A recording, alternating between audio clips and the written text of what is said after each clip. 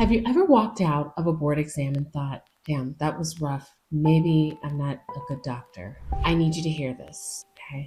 Listen up. Boards test very specific skills, and many of the things that make you a good doctor are not on that exam. I'm Dr. Bianca Busch. I'm a double board certified psychiatrist. I've taken 4 board exams myself, and after failing, the identity question has certainly popped into my mind. Who am I? Am I a good doctor? And I work with students and physicians specifically on performance psychology, mindset, not content, really just how they show up in their body and with their nervous system on exam day. So what do boards actually test, right? Let's get precise. Boards test 5 things. They test pattern recall. Can you retrieve memorized information under pressure? They test endurance. Can you think for 6 to 8 hours straight? This is cognitive stamina. This is not bedside excellence. 3, cognitive speed under pressure. Can you process dense information quickly? Slower does not equal incompetent, right? And this exam can make you think that. Slower sometimes means more thoughtful. You know this, you've experienced it. Number 4, this exam is testing executive function and planning. Did you organize your study schedule, right? We're going all the way back to even before the test. Did you organize your study schedule? Did you get through all the material that you wanted to? Did you simulate testing conditions? Did you remember to register at the correct testing location? And this is where my ADHD physicians struggle, not because they're bad doctors, but because sustained planning and long horizon organization is neurologically harder. So if you are someone who struggles with executive function, I have something that can help you. I've built a board prep Notion planner specifically for physicians who need structure. It helps you map out content, simulate test days, really reduce your cognitive load. I also have stuff in there to help you plan your relaxation time. I used it the last time I took my boards and I passed. It really helped me organize myself. So anyway, I'll link it below. Check it out. It's been helpful to a number of physicians. So the number 5 thing that these exams test is emotional regulation under evaluation.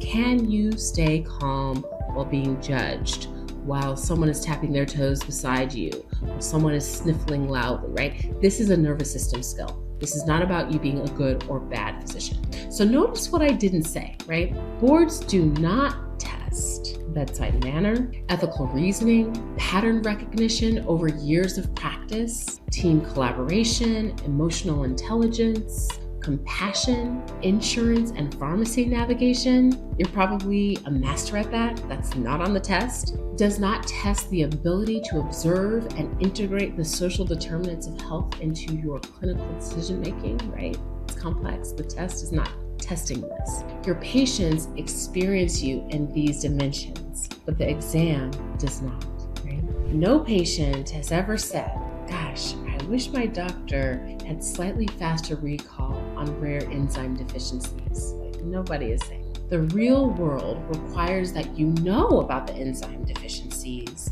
that you can read about them, that you can look up the latest paper or literature, you can test for them, you can refer to a specialist, or you can create the appropriate treatment plan over days to months, right? Not minutes.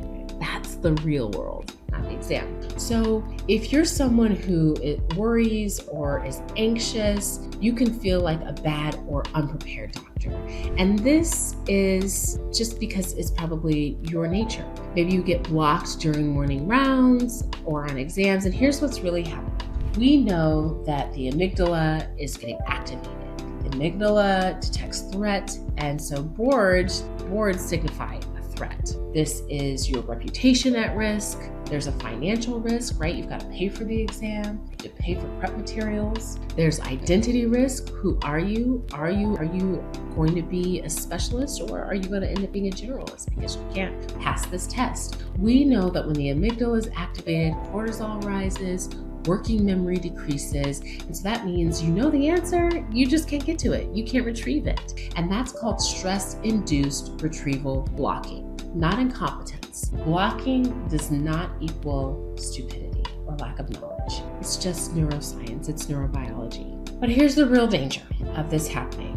you start saying, oh, I'm just a bad test taker. I don't perform well under pressure. Maybe I'm not cut out for this. How can I get specialty training if I can't even get beyond this? You start to think this, and it can become your identity. And the brain loves shortcuts, right? If you fail once, the brain might say, this is who we are. We're terrible at tests. We can't pass. We're going to have a hard time. And so your identity confused with this thought, and that's really powerful. But being a bad test taker is not a character trait. It's a skill gap. And that's why I love this work, because I see this as a really dynamic state. I don't see it as something that's static and unmovable. I love my work as a psychiatrist because I get to use my skills to help with this. And I'm going to take us through a powerful exercise in a bit. But before I do, let's actually talk about someone who was a bad doctor. You probably have heard of Dr. Death or Christopher Dutch, right? If you want to know what a bad doctor looks like, let's take him as an example. Dr. Death. This is someone that we know who had gross disregard for patient safety, repeated procedural recklessness, lack of insight into harm caused, and lack of accountability, inflated ego and refusal to accept feedback, ethical violations, notice what was not on the list, someone who had test anxiety, someone who had slower recall, someone who needed more time to prepare, someone who had failed a written exam or an oral exam. Passing boards does not guarantee integrity. Failing boards does not equal harm for your patients. Again, you know this, you've seen it. So let's have a little reality check. Do you disregard patient safety? Do you ignore feedback? Do you knowingly harm your patients? Do you lack ethics? Or do you care deeply for your patients? Do you go the extra mile for your patients? That caring, the worrying is often the opposite of being dangerous, and that worrying can sometimes get in the way of your test, but it's what makes you a great physician. So here's the exercise that I want you to do with me, because I want you to guard your identity and your esteem as a physician as you prepare to take these exams. So pause the video, grab a sticky note, open up your notes app, and when you come back, we'll get into the exercise. All right, welcome back. Step 1, write down 3 qualities that make you a good doctor. Maybe it's, I'm thorough, I listen carefully, I care deeply, I am ethical, I collaborate well. Write that down, 3 of them. Maybe there's something else that you want to include in there. I'm a boss at navigating the pharmacy. Whatever it is, write it down. Step 2, I want you to write this sentence. Boards test performance skills. They do not define my clinical identity. I'll say that again. Boards test performance skills. They do not define my clinical identity. Write that down. And step 3, I want you, if you've gotten it in your notes app, when you get home, put it on a sticky note, but I want you to take that sticky note, I want you to put it on your laptop, put it on your desktop, put it on your mirror in your bathroom, somewhere where you're going to be able to see it every day. And when you see it, I want you to read it to yourself, and I want you to really take it in. Because when you read this, it's going to change your mind. It's going to change how you feel about this. This is really powerful. It sounds cheesy, but I do it with my patients, my clients, physicians that I coach all the time, and it works. So do it. So I want you to know that if you're struggling with these things, you're not a bad doctor, right? We reviewed who that is and those characteristics. You are a doctor in a high stakes performance environment, and those 2 things are very different. So I'm glad that you stopped to watch this video today. I hope that it was helpful. If you're studying alone, that's unnecessary suffering.